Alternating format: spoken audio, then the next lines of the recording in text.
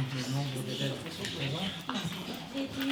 Alors je vous demande bien sûr à tous et toutes d'éteindre vos portables en priorité, c'est-à-dire mode avion, éteignez-les. De toute façon, il n'y a pas de réseau, donc ça ne sert à rien de partager ça.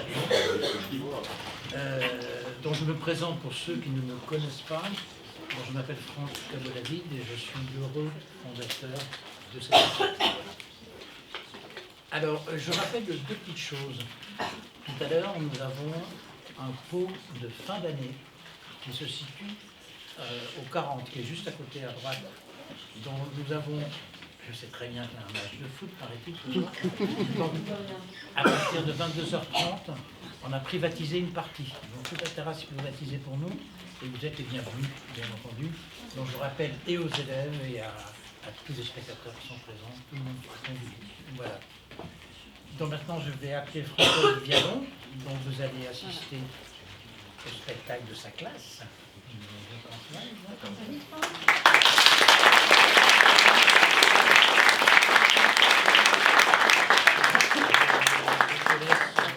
Qu'elle dit quelques mots sur ton spectacle. En tout cas, je vous souhaite un très très bon spectacle et vous avez la chance, il ne fait pas chaud du tout. Merci. Alors, je dirais une chose. Oh, la folle journée. On a travaillé sur le mariage de Figaro et puis, de fil en aiguille, on est arrivé au thème du mariage. Je suis désolée, j'ai spolié un petit peu. Et ben, je me disais, au bout du compte, qu'entre le mariage et le théâtre, on s'engage. Je leur disais, on s'engage jusqu'au bout, à fond. Et évidemment, il y a de l'amour, des coups de théâtre, mais surtout des coups de théâtre. Et ça nous est arrivé. Vendredi, un acteur a dû être remplacé. Et je remercie Louis de Péry de s'être prêté à l'exercice, parce que c'est un exercice de reprendre un rôle comme ça au débeauté. Et il l'a fait, et on a tout changé. Et mon équipe, ma troupe là, ils ont assuré, et je vais les applaudir. Merci.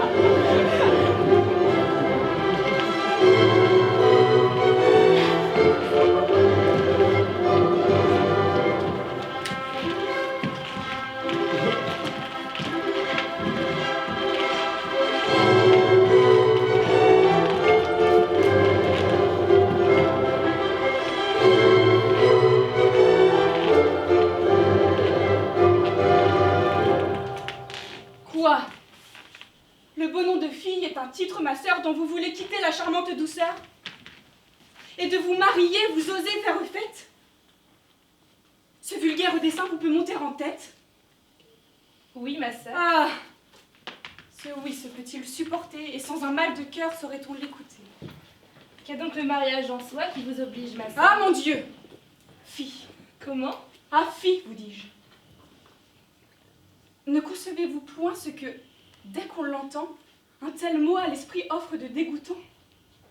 De quelle étrange image on est par lui blessé? Sur quelle sale vue il traîne la pensée? N'en frissonnez-vous point? Et pouvez-vous, ma sœur, aux suites de ce mot résoudre votre cœur? Les suites de ces mots, quand je les envisage, me font voir un mari, des enfants, un ménage, et je ne vois rien là, si j'en puis raisonner, qui blesse la pensée et fasse frissonner. De tels attachements au ciel sont pour vous plaire. Et qu'est-ce qu'à mon âge on a de mieux à faire que d'attacher à soi par le titre d'époux un homme qui vous aime et il soit aimé de vous? Et de cette union de tendresse suivie se faire les douceurs d'une innocente vie. Ce nœud bien assorti n'a-t-il pas des apparts? Mon Dieu, que votre esprit est d'un étage bas. Que vous jouez au monde un petit personnage, de vous claquemurer aux choses du ménage, et de n'entrevoir point de plaisir plus touchant qu'un idole d'époux et des marmots d'enfants. Laissez aux gens grossiers, aux personnes vulgaires, les bas amusements de ces sortes d'affaires. À de plus hauts objets, élevez vos désirs. Songez à prendre un goût des plus nobles plaisirs.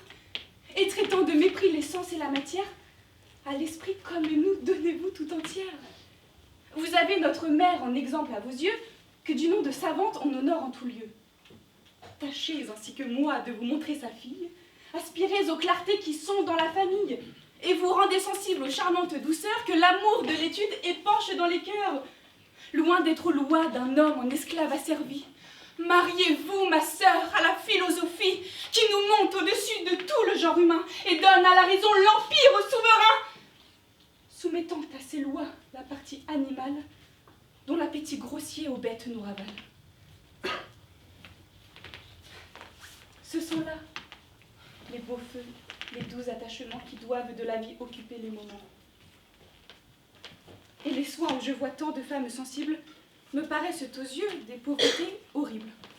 Le ciel, dont l'ordre est tout-puissant, pour différents emplois nous fabrique en essaim. Et tout esprit n'est pas composé d'une étoffe qui se trouve taillée à faire un philosophe.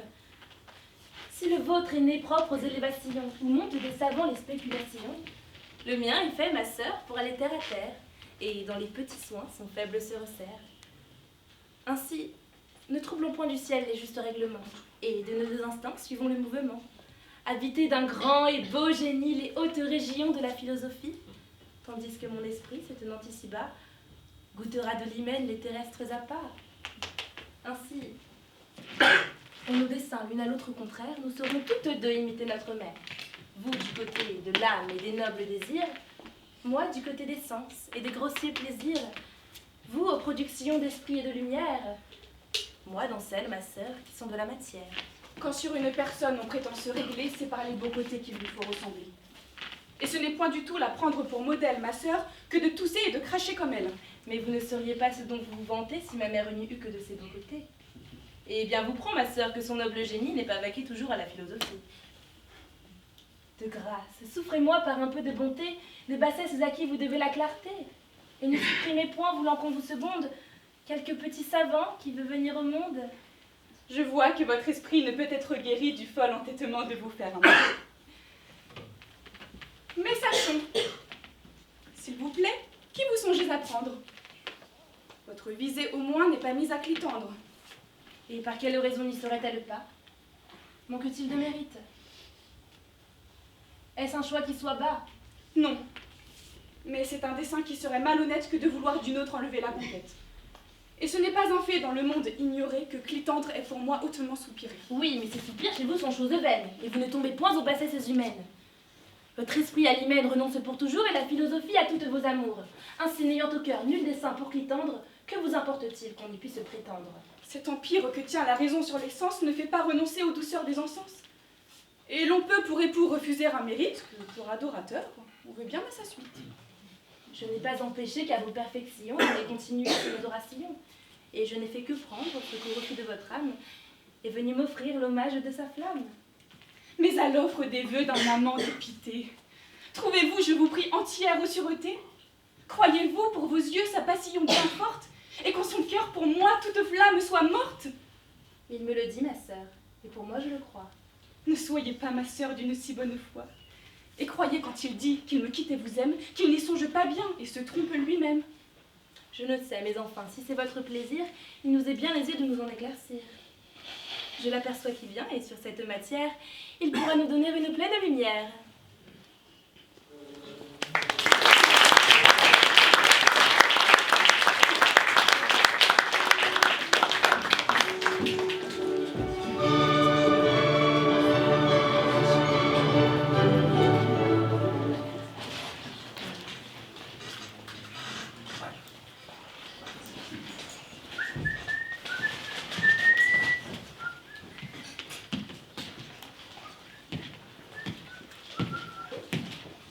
« 19 pieds sur 26. » Tiens, mieux ainsi? Sans comparaison, ma charmante. Oh, que ce joli bouquet virginal élevé sur la tête d'une belle fille est douce. Le matin des noces, à l'œil amoureux d'un époux. Que mesures-tu donc là, mon fils? Je regarde ma petite Suzanne si ce beau lit que mon Seigneur nous a donné aura bonne grâce ici. Dans cette chambre? Il nous la cède. Et moi, je n'en veux point. Pourquoi? Je n'en veux point. Mais encore. Elle me déplaît. Oh, on dit une raison. Si je n'en veux pas dire. Quand elles sont sûres de nous. Prouver que j'ai raison serait accorder que je puis avoir tort. Es-tu mon serviteur ou non? Tu prends de l'humeur contre la chambre la plus commode du château et qui tient le milieu des deux appartements. La nuit, si madame est incommodée, elle sonnera de son côté. Zeste en 2 pas, tu es chez elle. Monsieur veut-il quelque chose, il n'a qu'à teinter du sien. Crac, en 3 sauts te voilà rendu. Fort bien.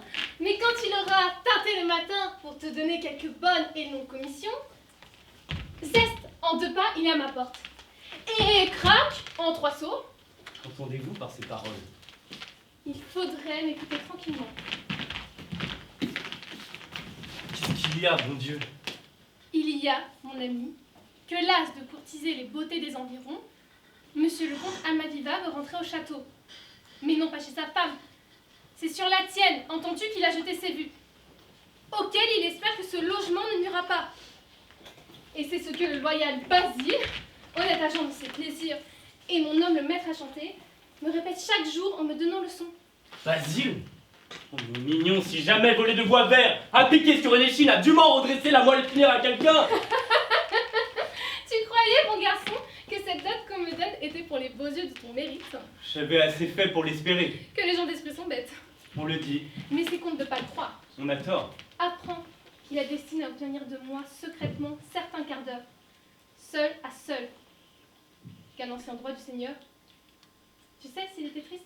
Je le sais tellement que si monsieur, en se mariant, n'eût pas aboli ce droit honteux, jamais je ne t'eusse épousé dans ses domaines. Eh bien, s'il l'a détruit, il s'en repent. Et c'est de ta fiancée qui veut le racheter en secret aujourd'hui. Ah, ma tête s'amollit de surprise, mon front fertilisé. Ne le frottons pas, hein. Quel danger!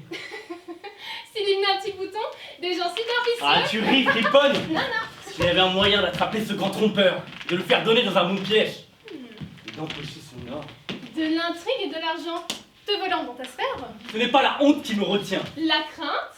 Ce n'est rien d'entreprendre une chose périlleuse, mais d'échapper au danger en la menant à bien. Car d'entrer chez quelqu'un le soir, de lui souffler sa femme. Rien de plus aisé, 1000 sauts coquins l'ont fait, mais... Ah, voilà madame éveillée. Elle m'a bien recommandé d'être la première à y parler le matin de mes noces. Reste-t-il encore quelque chose là-dessous? Le berger dit que cela porte bonheur aux épouses délaissées. Adieu mon petit Fifi. Caro, rêve à notre appel. Pour m'ouvrir l'esprit, donne un petit baiser. À mon amant aujourd'hui, je t'en souhaite. Et qu'en dirait demain mon mari? Eh bien, C'est que tu n'as pas idée de mon amour. quand ce serez-vous important de m'en parler du matin au soir? Je pourrais te le prouver du soir jusqu'au matin. Eh bien, vous n'aurez rien du tout, monsieur. Eh, ce n'est pas ainsi que je vous ai donné votre baiser.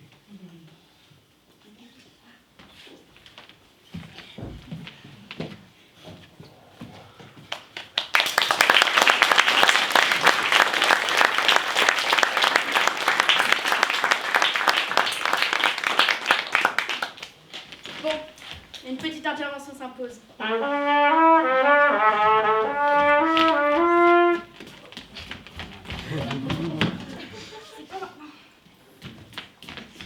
Est-ce que vous avez tout compris? Oui. Oui? Bon, je vous réexplique au cas où. Donc, en gros, Suzanne et Figaro, ils vont se marier. Bon, bah ça, jusque-là, tout va bien. Sauf que le comte leur a donné la chambre juste à côté de la sienne. Et Suzanne, elle trouve ça louche. Et elle a bien raison. Parce que ce qu'il faut que je vous explique, c'est qu'en fait, à l'époque, il existait une loi, appelée le droit du seigneur ou le droit de cuissage, c'est la même chose, qui permettait au seigneur de passer la première nuit avec une jeune mariée avant son propre époux. Charmant. Et ce qu'il faut savoir aussi, c'est que le comte Almaviva, il avait officiellement aboli ce droit sur ses terres. Et il en était très fier. Mais bon, visiblement, il le regrette un petit peu. Et ça, Suzanne, elle l'a bien senti aussi. Dans les 2 scènes qui suivent et qu'on vous épargne, Figaro rumine la tromperie du comte. Il compromet pourquoi son maître l'a envoyé faire des missions à l'étranger. C'était pour se retrouver seul avec Suzanne. Bon allez, vous endormez pas. Suivez.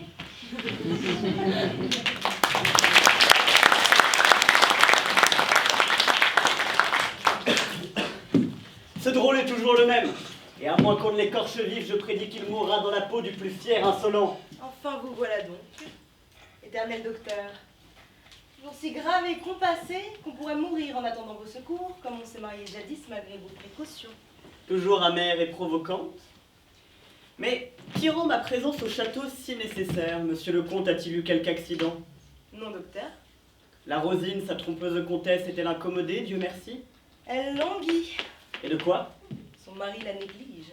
Ah, le digne époux qui me venge! On ne sait comment définir le comte. Il est jaloux et libertin. Jaloux par vanité, libertin par ennui, cela va sans dire. Aujourd'hui, par exemple, il marie notre Suzanne à son Figaro, qu'il comble en faveur de cette union. Que son excellence a rendu nécessaire. Pas tout à fait. Mais dont son excellence voudrait égayer en secret l'événement avec l'épousée. De Monsieur Figaro. C'est un marché qu'on peut conclure avec lui. Basile assure que non. Cet autre maraud loge ici. C'est une caverne. Et qu'y fait-il? Oh, tout le mal dont il est capable. Mais le pis que j'y trouve est cette ennuyeuse passion qu'il a pour moi depuis si longtemps. Je me serais débarrassé 20 fois de ses poursuites. Et de quelle manière? En l'épousant. Railleur, fade et cruel. Ne vous débarrassez-vous de la mienne à ce prix? Ne le devez-vous pas? Où est passé le souvenir de vos engagements? Et qui est devenu celui de notre petit Emmanuel? Fruit d'un amour oublié qui devait nous mener à des noces? Est-ce pour écouter ces sornettes que vous m'avez fait venir de Séville? Et cet accès d'hymen qui vous reprend si vif? Eh bien, n'en parlons plus. Et puisque rien n'a pu vous porter à la justice de m'épouser, aidez-moi donc du moins à en épouser un autre. Volontiers. Parlons. Mais quel mortel abandonné du ciel et des femmes? Qui pourrait-ce être, docteur? Sinon le beau, le gai et l'aimable Figaro. Ce fripon-là. Jamais fâché.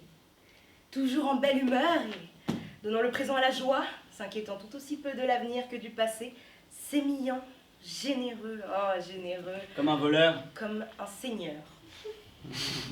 Charmant, enfin. Et c'est le plus grand monstre. Et sa Suzanne? On ne l'aurait pas la rusée. Si vous vouliez bien m'aider, mon cher petit docteur, à faire valoir un engagement que j'ai de lui, Le jour de son mariage. on en rompt de plus avancé. Et si je ne craignais d'éventer un petit secret des femmes? En ont-elles pour le médecin du corps? Vous savez que je n'en ai pas pour vous.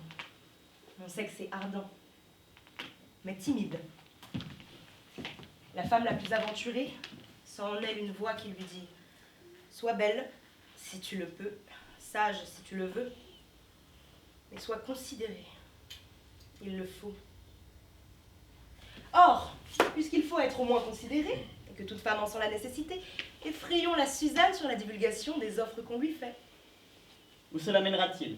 Et que la honte, la prenant au collet, elle continuera de refuser le comte, lequel, pour se venger, appuiera l'opposition que j'ai faite à son mariage.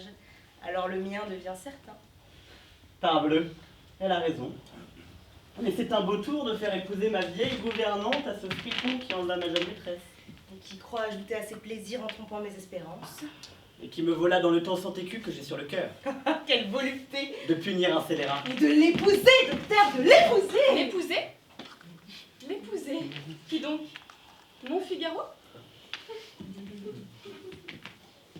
Pourquoi non? Vous l'épousez bien, vous? Le bon argument de femme en colère. Nous parlions, belle Susan, du bonheur qu'il aura de vous posséder. Sans compter monseigneur dont on ne parle pas. Votre servante, madame. Il y a toujours quelque chose d'amer dans vos propos. Eh bien la vôtre, madame. Où donc est l'amertume? N'est-il pas juste qu'un libéral seigneur profite un peu de la joie qu'il procure à ses gens? Qu'il procure. Oui, madame. Heureusement, la jalousie de madame est aussi connue que ses droits sur Figaro sont légers. Mais on eût pu les rendre bien plus forts en les cimentant à la façon de madame. Oh, cette façon, madame, est celle des dames savantes. Et l'enfant ne l'est pas du tout. Innocente comme un vieux juge. Adieu, jolie fiancée de notre Figaro. Accordez le secret de monseigneur. Qui vous estime beaucoup, madame. Mais me ferait-elle aussi l'honneur de me chérir un peu? À cet égard, madame n'a rien à désirer. C'est une si jolie personne, madame. Et mais assez pour désoler, madame. Surtout, bien respectable. C'est au duègne à l'être. Au duègne! Au duègne! Marceline! Allons, docteur, car je n'y tiendrai pas. Bonjour, madame. Allez, madame, allez, pédante. Je crains aussi peu vos efforts que je méprise vos outrages. Voyez cette vieille Sibylle. Parce qu'elle a fait quelques études et tourmenté la jeunesse de madame, elle veut tout dominer au château. Je ne sais plus ce que je venais prendre. 6 ans. Depuis 2 heures, j'ai pris le moment de te trouver seule. Mais hélas, tu te maries et moi je vais partir. Comment mon mariage éloigne-t-il du château le premier page de monseigneur? Suzanne, il me renvoie. Chérubin, quelques sottises. Il m'a trouvé hier au soir chez ta cousine Fanchette, à qui je faisais répéter le rôle pour la petite innocente pour la fête de ce soir. Il s'est mis dans une fureur en me voyant. Sortez, petit! Je n'ose pas prononcer devant une femme le gros mot qu'il m'a dit. Sortez, et demain vous ne coucherez pas au château! Si madame, si ma belle marraine ne parvient pas à l'apaiser, je suis privée à jamais du bonheur de te voir. De me voir, moi. Ce n'est donc plus pour ma maîtresse que vous soupirez en secret. Oh, elle est belle, elle est noble, mais elle est imposante. C'est-à-dire que je ne le suis pas et qu'on peut oser avec moi. Tu sais trop bien, méchante, que je n'ose pas oser. Oh, mais que tu es heureuse, la voir, lui parler, l'habiller le matin, la déshabiller le soir, épingle à épingle. Oh, Susan, t'aimerais, qu'est-ce que tu tiens là? Hélas, le rebonnet et le fortuné ruban qui renferme la nuit les cheveux de cette belle marraine. Son ruban de nuit, donne-le-moi mon cœur. Et que non pas son cœur. Comme il est familier donc, si ce n'était pas un petit morveux sans conséquence. Ah, le ruban. Oh, tu diras qu'il est perdu, qu'il est gâté, tu diras ce que tu voudras. Oh, dans 3 ou 4 ans, je prédis que vous serez le plus grand petit bourrin. Rendez-vous le ruban. Oh, mais laisse-le-moi, Susan, je te donnerai ma romance.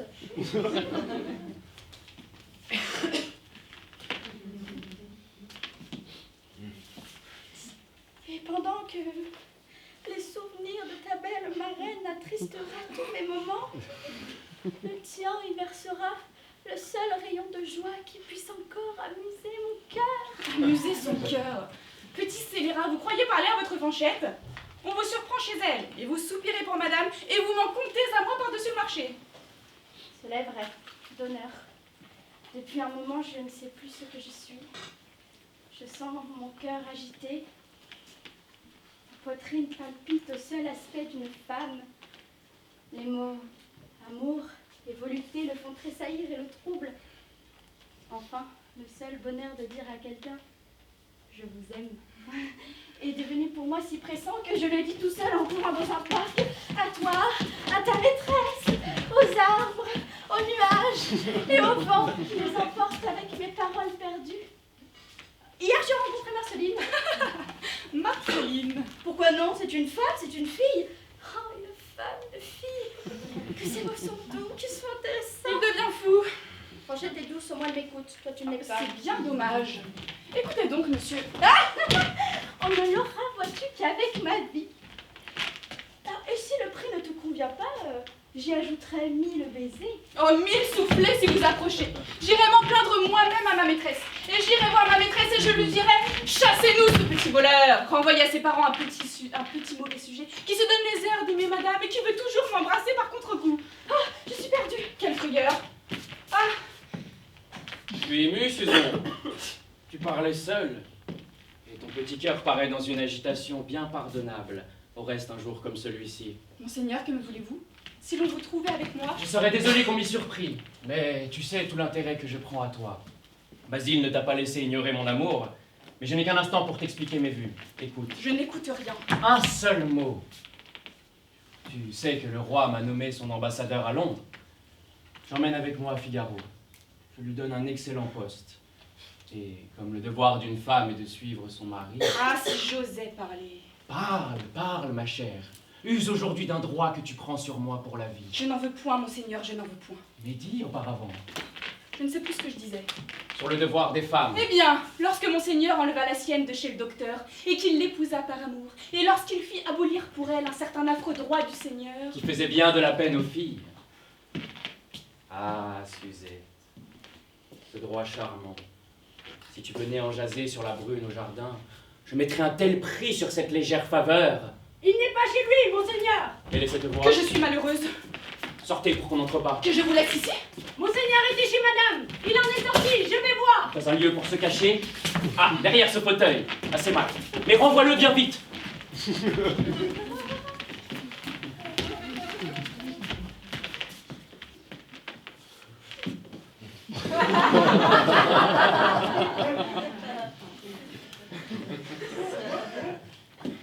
N'auriez-vous pas vu, monseigneur, mademoiselle? Et pourquoi l'aurais-je vu? Laissez-moi. Si vous étiez plus raisonnable, il n'aurait rien d'étonnant à ma question. C'est Figaro qui le cherche. Il cherche donc l'homme qui lui veut le plus de mal après vous. Voyons un peu comme il me sert. Désirer du bien à une femme, est-ce vouloir du mal à son mari? Non, dans vos affreux principes. Agent de corruption. Que vous demande-t-on ici? Que vous n'alliez prodiguer à un autre? Grâce à la douce cérémonie, ce qu'on vous défendait hier, on vous le prescrira demain. De toutes les choses sérieuses, le mariage étant la plus bouffonne, j'avais pensé... Des horreurs! Qui vous permet d'entrer ici? Là là, mauvaise, Dieu vous apaise. Il en sera ce que vous voulez. Ne croyez pas que je regarde Monsieur Figaro comme l'obstacle qui nuira à Monseigneur. Et sans le petit page... Don Chérubin? Don Cherubino di Amor, qu'il cesse de tourner autour de vous sans cesse, et qui ce matin encore rôdait ici pour y entrer. Dites que cela n'est pas vrai. Quelle imposture! Allez-vous-en, méchant homme! Oh, on est méchant homme parce qu'on y voit clair. N'est-ce pas pour vous aussi? Cette romance dont il fait mystère. Ah oui, pour moi. À moins qu'il n'ait composé pour madame. En effet, quand il sert à table, on dit qu'il la regarde avec des yeux. Mais peste qu'il ne s'y joue pas. Monseigneur est brutal sur l'article. Et vous bien scélérat d'aller semant de pareils bruits pour perdre un malheureux enfant tombé dans la disgrâce de son maître. L'ai-je inventé? Je le dis parce que tout le monde en parle. Comment tout le monde en parle? Ah, ciel! Courez, Basile, et qu'on le chasse. Je suis fâchée d'être entrée. Oh mon Dieu! Allez-y, asseyons-la dans ce fauteuil. Oh, je ne veux pas m'asseoir! Entrer ainsi librement, c'est indigne. Nous sommes deux avec toi, ma chère. Il n'y a plus le moindre danger. Moi, je suis désolée de m'être éveillée sur le page puisque vous l'entendiez. J'en usais simplement pour pénétrer ses sentiments, car au fond, 50 pistoles, un cheval, qu'on le renvoie chez ses parents. pour un badinage, monseigneur. Un petit libertin que j'ai surpris encore aujourd'hui avec la fille du jardinier, Avec Fanchette. et dans sa chambre. Où monseigneur avait sans doute affaire aussi. On aime assez la remarque. Elle est de bonne augure. Mais non, j'allais chercher ton oncle, Antonio, mon ivrogne de jardinier, pour lui donner des ordres. Je frappe, on est longtemps à m'ouvrir, ta cousine a l'air empêtrée. Je prends un soupçon, je lui parle, et tout en causant, j'examine. Il y avait derrière la porte un espèce de rideau, de porte-manteau qui couvrait des arbres.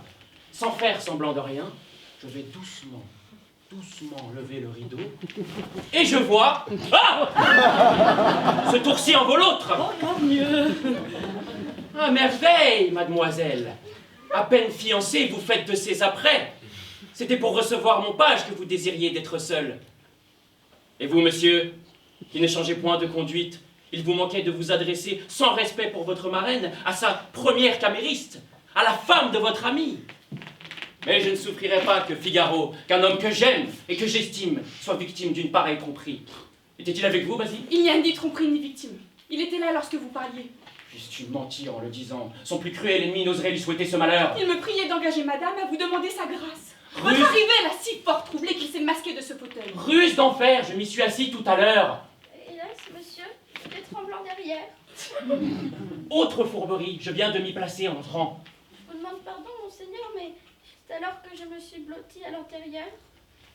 C'était donc une couleuvre que ce serpent. Il nous écoutait. Alors, au contraire, monseigneur, j'ai fait mon possible pour ne rien entendre. Oh perfidie, tu n'épouseras pas Figaro. Contenez-vous, on vient. Je resterai là devant toute la terre.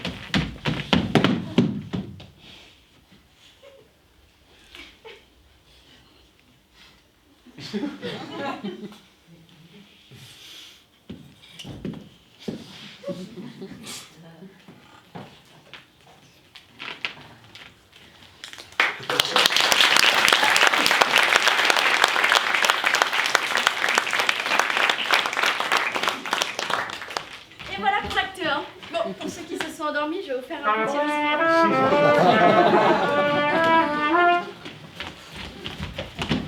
Toujours pas maintenant. Donc, je disais, je vais vous faire un petit résumé. Donc, en gros, Marceline demande de l'aide à Bartolo pour empêcher le mariage de Figaro et Suzanne. Parce qu'elle est secrètement amoureuse de Figaro et qu'elle veut se marier avec lui. Le comte, il veut séduire Suzanne. Bon, ça, je pense que vous l'avez tous compris. Et Figaro l'a compris aussi. Et Chérubin, brillamment interprété par moi-même, est amoureux de tout le monde, principalement de la comtesse, ce qui a rendu le comte jaloux et qui lui vaut d'être envoyé du château. Bon, ne vous endormez pas, c'est la suite.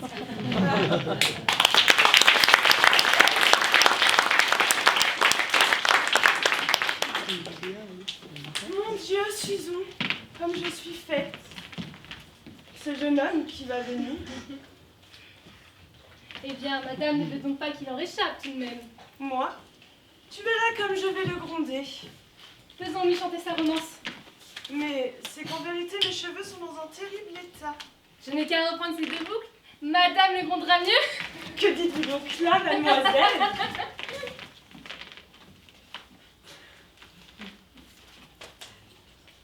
Eh bien, entrez, monsieur l'officier, on est visible.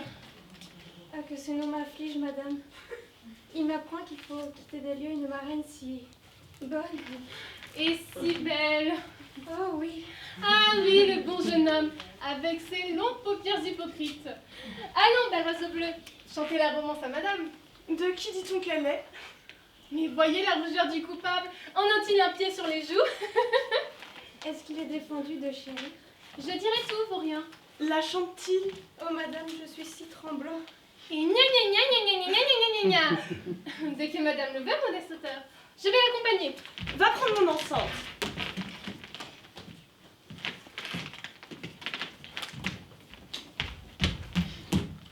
Vous êtes prêts? 3, 2, 1.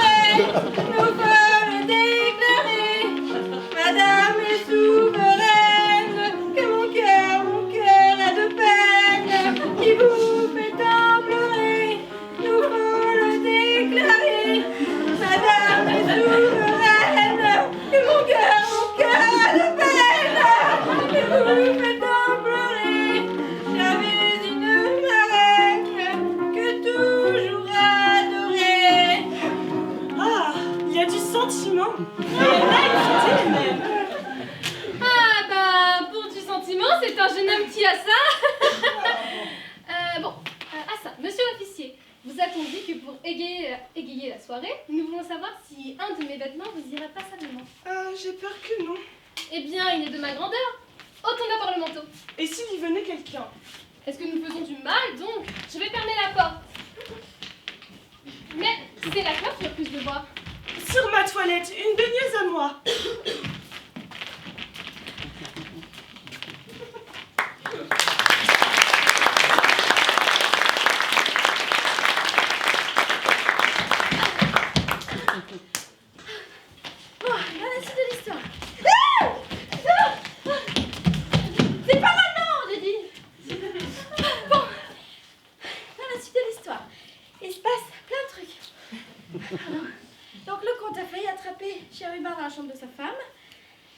Attention, ça va aller très vite. Hein. Une fenêtre, une chute, des mensonges en cascade, une perruque, un cheval, une diligence. Bref, je suis désolée, on n'a pas pu tout remettre, on n'avait pas le budget.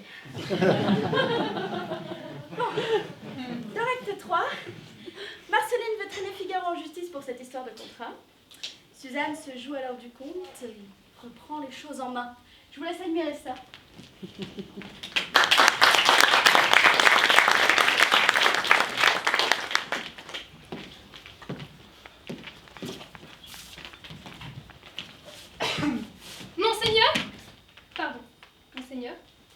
Qu'est-ce qu'il y a, mademoiselle? Vous êtes en colère? Vous voulez quelque chose, apparemment. C'est que ma maîtresse a ses vapeurs. Et j'accourais vous prier de nous prêter votre flacon d'éther. Et je l'aurais rapporté dans l'instant. Non, non, gardez-le. Il ne tardera pas à vous être utile. Est-ce que les femmes de mon état ont des vapeurs, donc? C'est un mal de condition qu'on ne prend que dans les boudoirs. Une fiancée bien éprise et qui perd son futur. En payant Marceline avec la dot que vous m'avez promise. Que je vous ai promise. Moi. Monseigneur, j'avais cru l'entendre. Oui, oui, oui. Si vous consentiez à m'entendre vous-même. Et n'est-ce pas mon devoir d'écouter son Excellence? Pourquoi donc ne l'avoir pas dit plus tôt, cruelle fille? Eh bien, est-il jamais trop tard pour dire la vérité? Tu te rendrais sur la brune au jardin? Est-ce que je ne m'y promène pas tous les soirs? Tu m'as traité si durement ce matin. Ce matin? Et le page derrière le fauteuil? Tu as raison, j'ai oublié. Mais pourquoi ce refus obstiné quand Basile de ma part? Quelle nécessité qu'a Basile? Elle a toujours raison. Cependant, je crains qu'il y ait un certain Figaro à qui vous n'ayez tout dit. Oh, dame, oui, je lui dis tout. Ah, ce qu'il lui faut lui taire. Ah, charmante. Tu me le promets? Si tu manquais à ton devoir, point de rendez-vous, point de dot, point de mariage.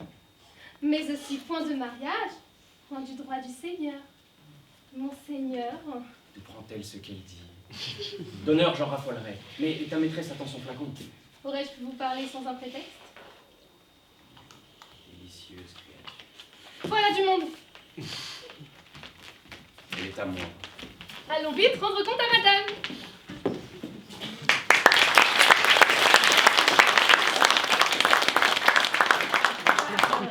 Eh oui, mais c'est encore moi. Promis, c'est la dernière fois que vous me voyez.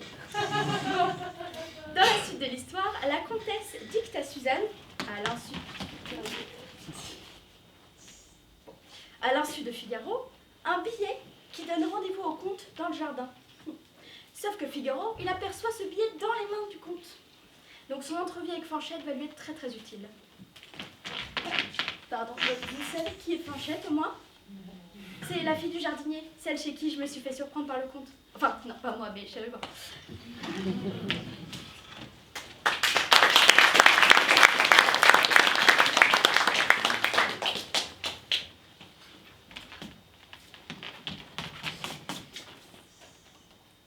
Ma petite cousine qui nous écoute. Oh, pour ça non, on dit que c'est malhonnête.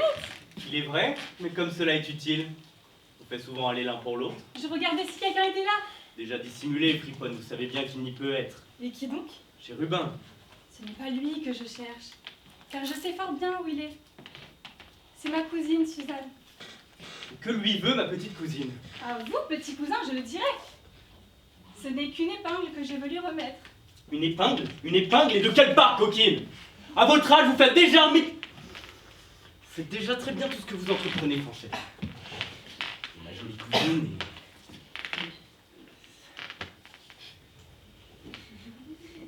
À qui donc en a-t-il de se fâcher? Je m'en vais. Non, non, je badine. Tiens. Ta petite épingle est celle que Monseigneur t'a dit de remettre à Suzanne.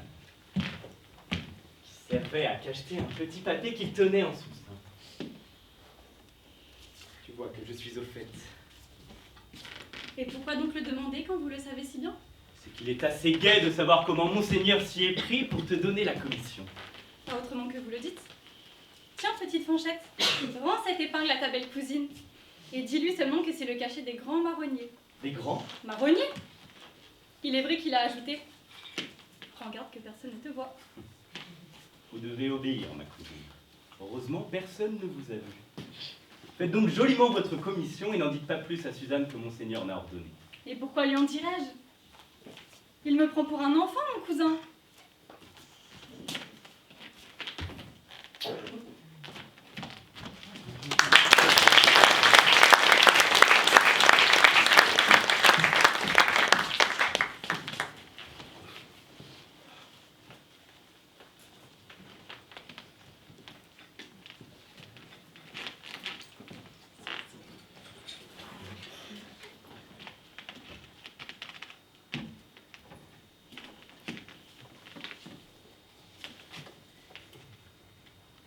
Souffrez pour vous parler, madame, qu'un amant prenne l'occasion de cet heureux moment et se découvre à vous de la sincère flamme. Ah, tout beau.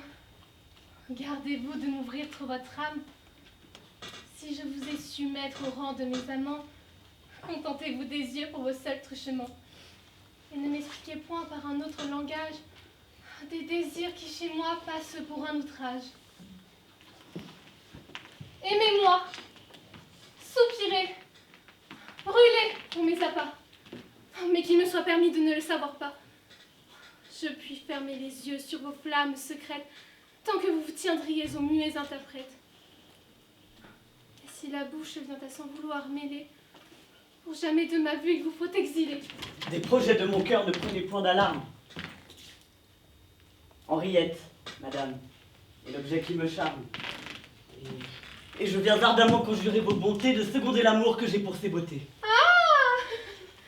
Certes, le détour est d'esprit, je l'avoue. Ce subtil faufillant mérite qu'on le loue. Et dans tous les romans où j'ai jeté les yeux, je n'ai rien rencontré de plus ingénieux. Ceci n'est point du tout un trait d'esprit, madame, et c'est un pur aveu de ce que j'ai dans l'âme. Les cieux, par les liens d'une immuable ardeur, aux beautés d'Henriette ont attaché mon cœur.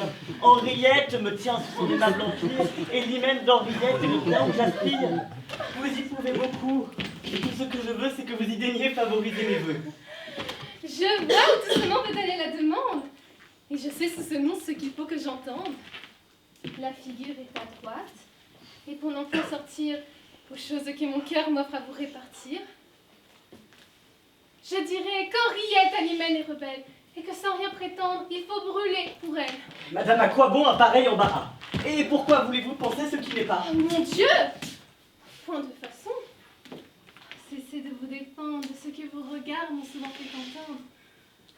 Il suffit que l'on est contente du détour dont c'est adroitement avisé votre amour, et que sous la figure où le respect l'engage, on veut bien se résoudre à souffrir son dommage. Pourvu que ces transports par l'honneur éclairé n'offrent à mes hôtels que des vœux épurés.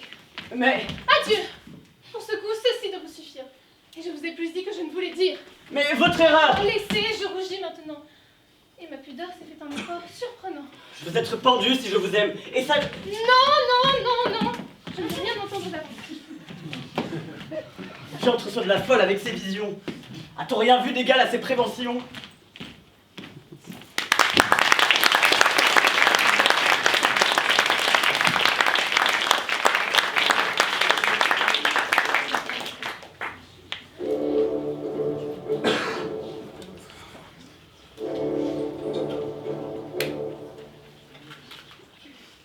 Ainsi, vous avez bien compris, des bougies, des lumières. Partout, beaucoup de lumière. Enfin, que tout soit pour le mieux. Oh oui, beaucoup de lumière. Je les adore, moi. C'est étonnant comme cela sied à mon visage.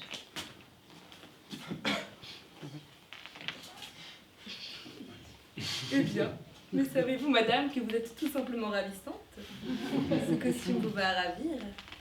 Et je me trompe fort, ou bien vous allez encore faire quelques nouvelles conquêtes?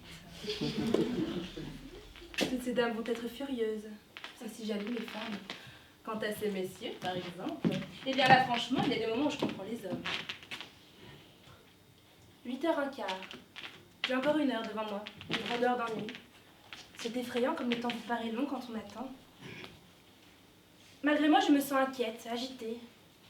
Ah, dame, l'idée d'un mariage peut bien vous émouvoir un peu, surtout lorsqu'il s'agit d'un jeune homme et que l'on est la veuve d'un vieux général. C'est qu'en fait, d'amour, mon vieux mari n'était pas la prodigalité même. Il était un peu trop, comment dirais-je, un peu trop économe. Mais avec Monsieur de Néry, cela n'est pas à craindre. Il est jeune, lui. Il est du Midi, lui. Et quand on est du Midi, Dieu sait. Enfin, cela n'est pas à craindre. Pourvu qu'il vienne seulement, c'est qu'il y a déjà un moment que je n'ai pas eu de nouvelles de lui. Enfin, je l'ai invité. Il viendra. D'ailleurs, il m'aime. Il a l'intention de me faire sa demande. Déjà, l'autre jour, lorsque nous étions dans le petit divan à Vannes, il s'est agenouillé devant moi. Et il avait l'intention de me faire sa demande. Il l'aurait fait si l'on ne nous avait pas interrompus.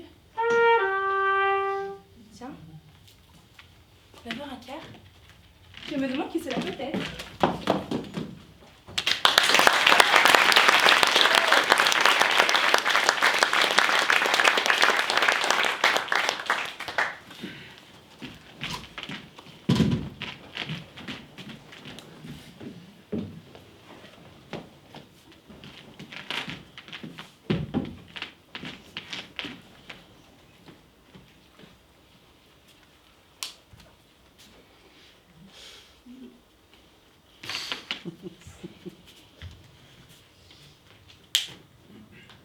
Vittoria est vaniteuse. Si elle voit quelqu'un porter quelque chose de nouveau, immédiatement elle a envie de la voir. Elle a dû apprendre que je me suis fait faire une robe neuve et elle en a voulu une. Elle aussi. Mais elle n'a sans doute pas découvert qu'il s'agissait d'une robe mariage. Je ne l'ai dit à personne encore et elle n'a sans doute pas eu le temps de l'apprendre. Jacinta, mon amie chérie. Oh mon petit bijou.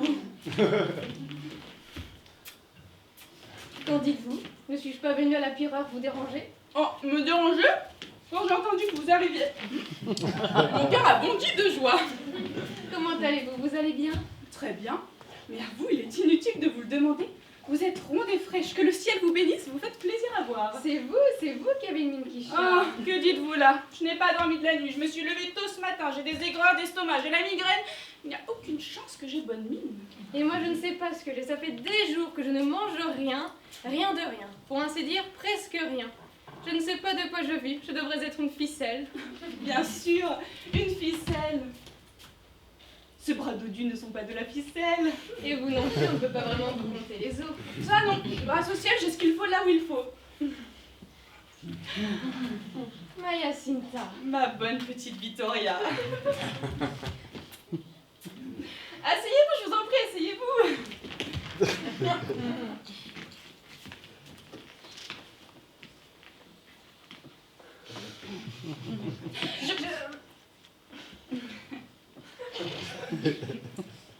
Je mourrais d'envie de vous voir.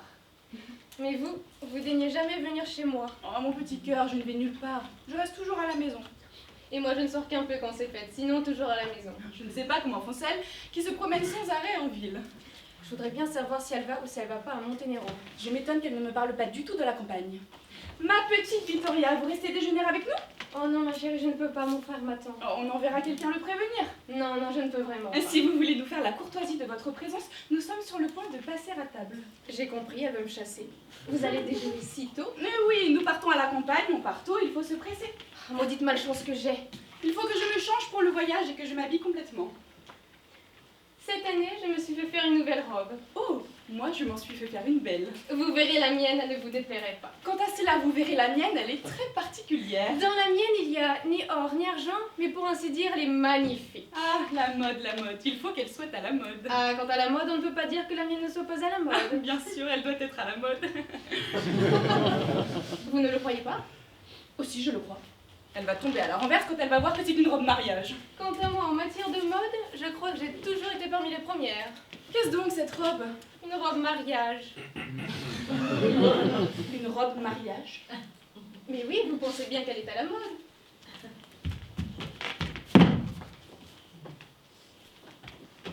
Comment avez-vous su que la mode de la robe mariage était arrivée ici depuis la France? Probablement de la même façon que vous l'avez su vous-même. Qui vous l'a confectionné? Le tailleur français, monsieur de la Réjouissance. Ah, je comprends mieux maintenant, le vaurien. Il va me le payer. C'est moi qui lui ai révélé la mode de la robe mariage, c'est moi qui lui ai appelé, c'est moi qui avais vu la robe de Madame Granon chez moi. Oh, Madame Granon est venue me rendre visite le deuxième jour de son arrivée à Livourne. Oui, excusez, le temps que vous voudrez, il me le paiera.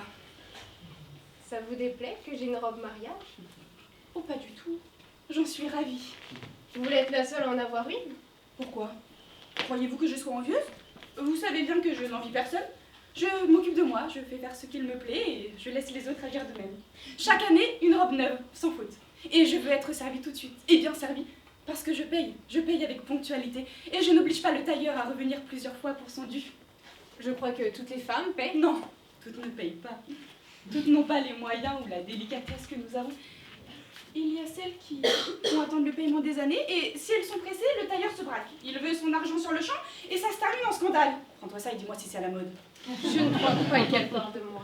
Si j'apprends que le tailleur a jasé, je le traite comme il le mérite. Oui, un petit instant, j'ai compris. Si vous avez quelque chose à faire, ne vous dérangez pas pour moi. Oh, rien. On vient de me dire que le repas est servi et que mon père veut que nous passions à table. Alors je vais vous débarrasser de ma présence. Oh, si vous voulez rester, restez. Je ne voudrais pas que votre père se fâche. À dire vrai, il est un peu bougon. Alors je vais partir. Oh, si vous voulez rester avec nous, vous me ferez plaisir. J'ai presque envie de rester tellement je suis curieuse de voir cette robe. Oui, un petit instant, un peu de politesse, vous voyez pas? À qui parlez-vous? Au serviteur qui me presse. Ces gens sont si mal élevés. Je n'ai vu personne. Je l'ai bien vu, moi. J'ai compris. Signora Jacinta, au bonheur de vous revoir. Adieu, ma chère. Aimez-moi comme je vous certifie que je vous aime. Soyez assurés que votre amour soit payé de retour. Oh, un baiser au moins. Oui, ma chérie.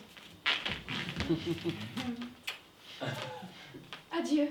Adieu. Je fais tellement d'efforts pour feindre que je vais crever. Les femmes envieuses, je ne peux pas les sentir.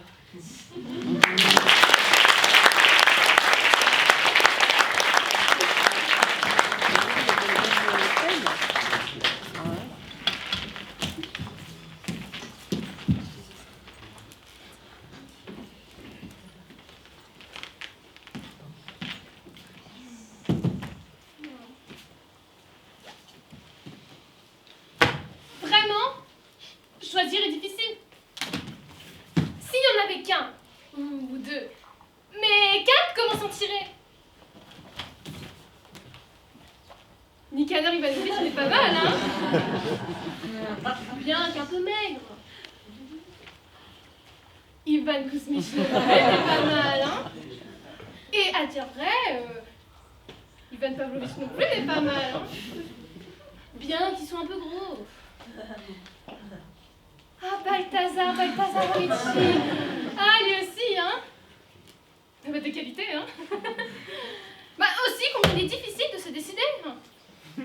Si, au-dessus des lèvres de Nicanor Ivanovitch, on pouvait planter le nez d'Ivan Kuzmich, et si on pouvait prendre un peu de la désinvolture de Balthazar Brucci, et ajouter à tout cela un peu de l'embonpoint, eh bien, de l'autre. Ah bah là, je serais vite décidée, hein. Mais maintenant, faites prononcer. Je pense que le mieux, c'est de tirer au sort. Celui qui sortira, ce sera mon époux. Je vais écrire le nom de chacun sur un bout de papier, rouler le biais, et advienne.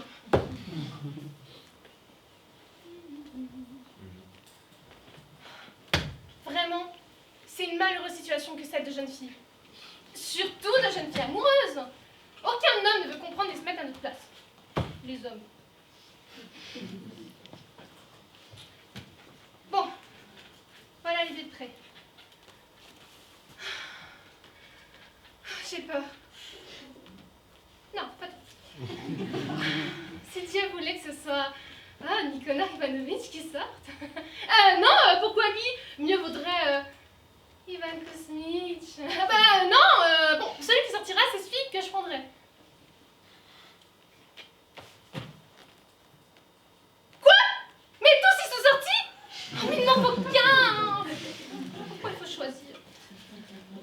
Si je pouvais retirer Balthazar. Ah bah non, qu'est-ce que je dis? C'est le meilleur. Faut que j'enlève plutôt Ivan Kuzmich. Bon, Prenez donc Ivan. C'est le mieux de tous. Vous m'écoutiez? J'ai honte. Allons.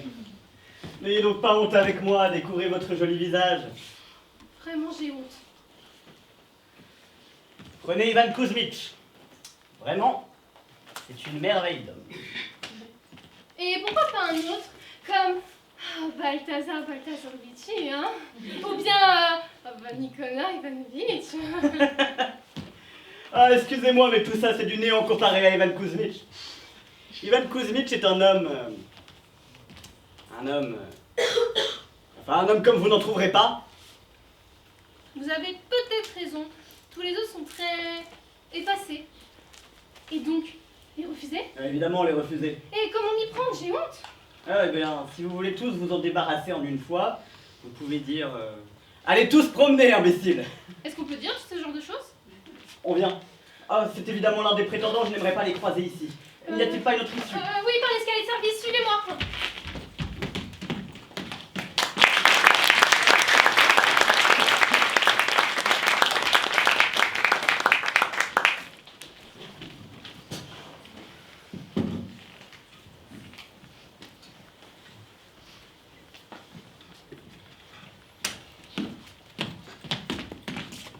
Eh bien, non. Je ne m'en irai pas. Et tes valets, je les rosterai. Et ta fille, et je l'épouserai, ta fille, à ton nez et à ta barbe. C'est elle, je la reconnais. Non, non, non, je n'aurai pas d'autre mari, je le dirai et je l'aurai. Pauvre petite. Venez, mademoiselle, venez. Ah, je suis d'une colère. Enferme, me mettre en cage comme une pensionnaire. Ça me fait donc rien, ça, monsieur? Moi? Dame, vous êtes là, tranquille. C'est vrai que je suis tranquille. Je ne dois pas être tranquille, je dois être furieux. Allons voir. À la bonne heure. Mademoiselle, je suis furieux, et si je ne me retais, Ah, il n'y en a plus. Par là, c'est la même chose. Oui, j'ai entendu les éclats de votre douleur. D'abord, plutôt que d'épouser Folleville, j'entrerai dans un couvent. Moi aussi. Dans un couvent d'Ursulines. Moi aussi. Enfin, c'est-à-dire que... S'il faut résister... nous résisterons. Jusqu'à ma mort. Ce n'est pas assez. Ah, mais si papa m'enferme encore. Ah, diable. Dominique. Ah, c'est lui qui a fait. D'abord, je ne peux plus rentrer dans ma prison. Quoi? Monsieur, enlevez-moi. Je vous en supplie, enlevez-moi.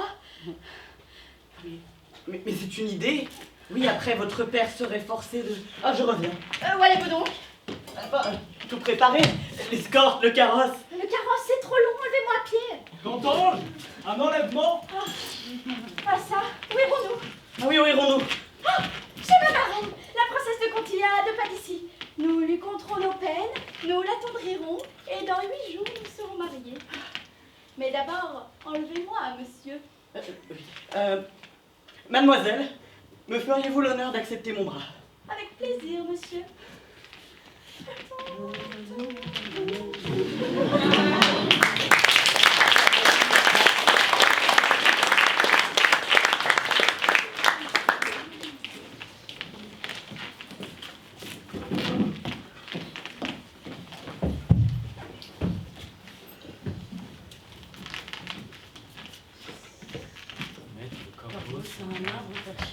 Maître Corbeau sur un arbre perché. Oh, que c'est ennuyant! Ça ne peut pas rentrer. Moi, je connais jusqu'à fromage. Tenez dans son bec un fromage. 2 lignes déjà. Ouais. Et toi? Je commence à peu près à savoir le titre. Oh. Tu verras, c'est très bête cette fable-là. C'est pour les petits-enfants. Ça s'apprend très facilement. Dis donc, tu les aimes, toi, les fables de La Fontaine? Oh non, c'est plus de mon âge. Qui est-ce qui les a faites, les fables de La Fontaine? Je sais pas, mais il a pas de talent. Non. Et pourquoi ça s'appelle les fables de La Fontaine? Pour rien, c'est comme en grammaire, c'est un mot composé. Arc-en-ciel, chou-fleur, rez-de-chaussée. Haricots verts. Parfaitement. Enfin bref, moi j'aime pas les fables de La Fontaine.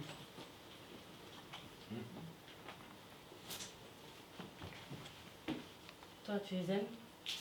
Non, je t'ai dit, c'est pas de mon âge. Enfin bref, heureusement que nos parents, ils nous ont mis chez la même institutrice, comme ça nous pouvons réviser ensemble, c'est bien plus facile. Oh, il n'y a que l'institutrice qui me déplaît. Elle est paresseuse. Elle veut même pas se donner la peine de faire nos devoirs. Bah, qu'est-ce que tu veux, nos parents, ils lui donnent raison. Et puis elle est cafarde. Elle est toujours là. Hi, monsieur René, ce n'est pas bien du tout, tu connais pas tout le son. J'avais le dire à monsieur papa. Et papa me prive de dessert. C'est très embêtant. C'est pas rose, hein, la vie. Non, et puis depuis quelques jours, je suis perplexe. Perplexe? Oui, perplexe, c'est un mot de papa. Ça veut dire perplexe, quoi. Et pourquoi tu es ce que tu dis? Je crois que papa a l'intention de me marier. Toi? Oui. Je ne sais pas. Tu vois, Madame d'Angelure, la copine de maman, celle qui renifle tout le temps. Eh bien, elle a acheté une petite fille. Et l'autre jour, j'ai entendu papa dire « Ça ferait une très jolie petite femme pour mon fils ».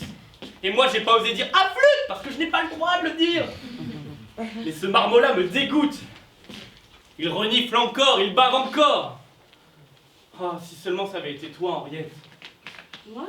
Oui, toi. Je ne dirais pas non. J'ai de l'amitié pour toi. J'ai de l'amour. Henriette, veux-tu bien nous marier? Je peux pas, j'ai promis. Toi? J'ai promis à papa que je l'épouserais. Mais on n'épouse pas son père. Bah, pourquoi donc? Parce qu'il est de votre famille. Il avait épousé maman. Maman, c'est sa famille. Oui, mais on a le droit d'épouser sa femme quand même. Mais quelle femme? Ta maman. Ma maman, c'est pas une femme, hein, c'est ma maman. De toute manière, peu importe. Tant que ta maman est en vie, tout ça tombe en vie.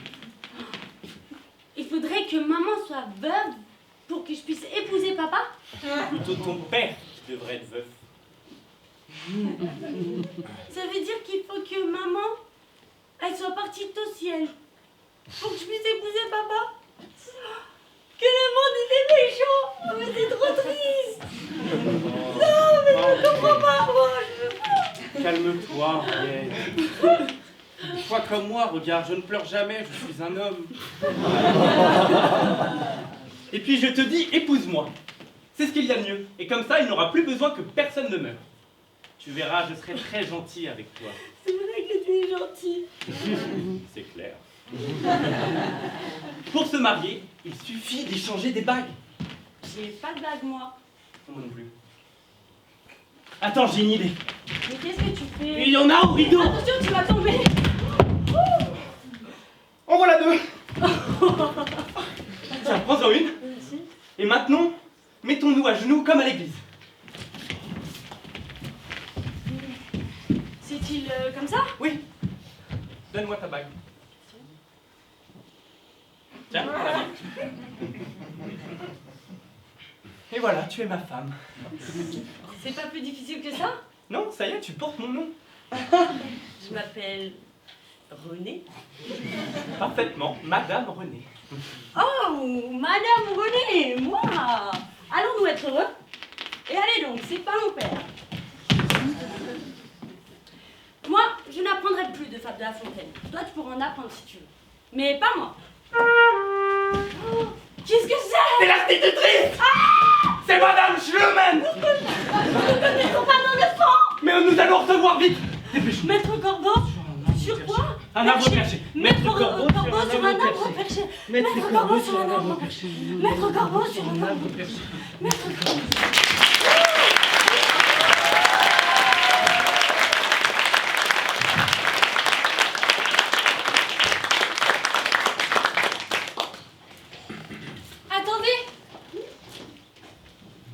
Il y a un problème. Normalement, ça devrait être à ma scène. Mais elle a disparu. Je l'ai cherchée partout. Dans les coulisses, dans les loges. J'ai même regardé dans les toilettes. Mais rien.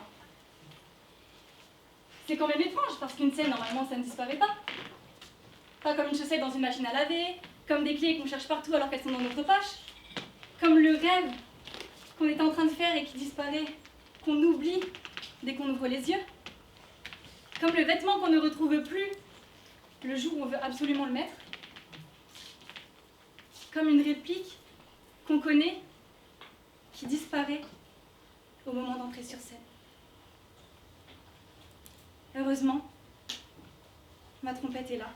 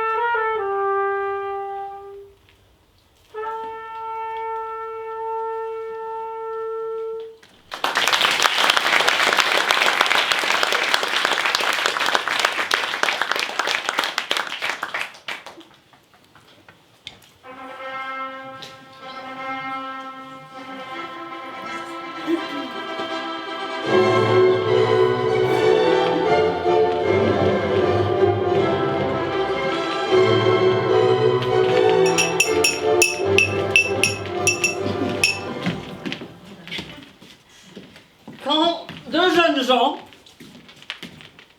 la mariée,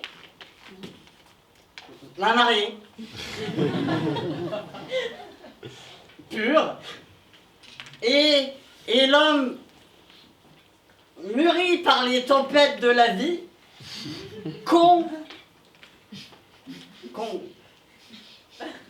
vole. En juste noce, les anges, dit-on, chantent dans le ciel.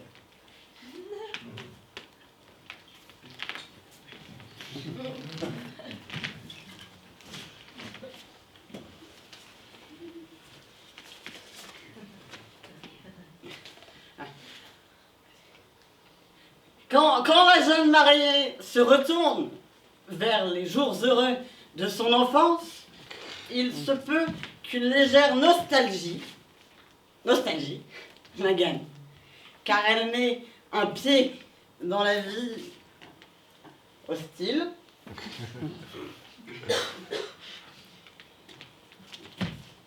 auprès de cet homme aguerri qui a bâti son propre chez-soi de ses propres mains.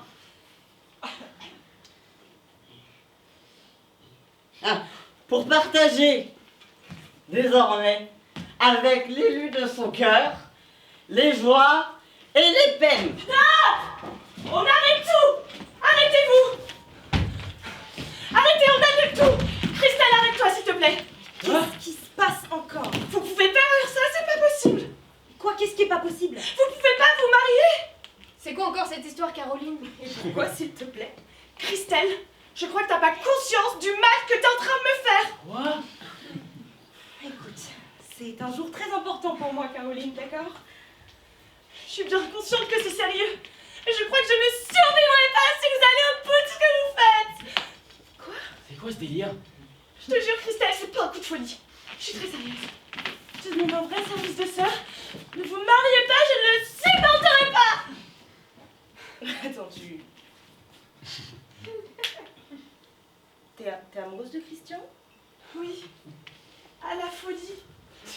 Et lui aussi, il m'aime. À la folie, je le sais, je le sens. Enfin, c'est quoi cette histoire? Et ça sort aujourd'hui. C'est pas vrai, elle est encore plus dingue qu'avant. Ne marche pas, Christian, s'il te plaît. Bon, qu'est-ce que vous foutez là? Y a un problème? C'est Caroline qui est en train de bousiller mon mariage. Ce que tu fais là, c'est très très grave. Si tu gâches le moment de la vie de Christelle, personne ne te le pardonnera jamais dans la famille. Vous comprenez vraiment rien, on dirait. Excusez-moi, ça me concerne un peu, j'aimerais bien dire un mot. Et depuis quand t'es amoureuse de Christian? L'amoureuse de Christian? Oui, pareil, fallait s'y attendre. C'était sûr qu'elle allait faire quelque chose aujourd'hui, celle-là. Oh, mais bordel, mais vous occupez pas d'elle, elle est en train de faire son cirque. Y a tout le monde là-bas qui est en train de se demander ce qui se passe. Allez, foncez! Putain, mais tu me déçois toi aussi. Je pensais pas. Elle a pourri toute ma vie, cette fille. Aujourd'hui, elle continue. Aujourd'hui, c'est toi qui es en train de pourrir ma vie. Moi, je pourris ta vie. Oui, tu veux m'enlever l'homme que j'aime et tu t'étales au grand jour avec lui sous mes yeux. Mais depuis quand est-ce que t'es amoureuse de Christian? Depuis toujours. Oui, depuis toujours. Oui. N'importe quoi! Mais c'est n'importe quoi, pourquoi est-ce qu'on discute? Ok, bah admettons, sauf qu'aujourd'hui, lui, il m'aime moi et moi, je l'aime lui. La preuve, c'est qu'on se marie. Il m'aime aussi. Mais c'est pas vrai! Alors prouve-moi que tu l'aimes elle et pas moi. Je me marie avec ta sœur et pas avec toi. C'est pas une preuve, ça. Un tas de gens se marient par nécessité pour respecter une parole qu'ils ont donnée quand ils étaient bourrés, par exemple. Mais toi, c'est moi que tu aimes et tu le sais bien. Qu'est-ce qu'elle raconte? Alors prouve-moi que tu l'aimes elle et pas moi.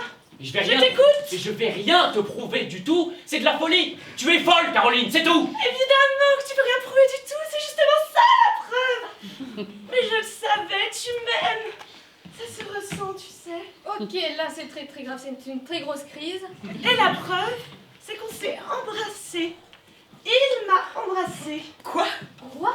Comment ça, je t'ai embrassé? Elle est folle? Comment ça, je suis folle? Tu ne m'as pas embrassé, Christian. On ne s'est pas embrassé. Vous êtes embrassés? Jimmy, quel jeu tu joues, Christian? Pourquoi tu mens? Pourquoi tu veux te sacrifier comme ça en épousant Christelle alors que tu l'aimes seulement comme une amie? Oh, mais t'es monstrueuse, toi, en fait. C'est pas vrai, Christian? Mais t'es un monstre. Mais t'es un putain de monstre. C'est quoi? Tu veux ma mort? Tu veux me détruire, c'est ça? Tu veux me faire du mal? Excuse-moi si je te fais du mal, mais dans l'amour, je crois, ce n'est pas la raison ordinaire qui doit parler, c'est autre chose. Dans l'amour, on ne doit jamais délaisser le grand amour, jamais. Tant pis si c'est cruel. Bon, bah ok.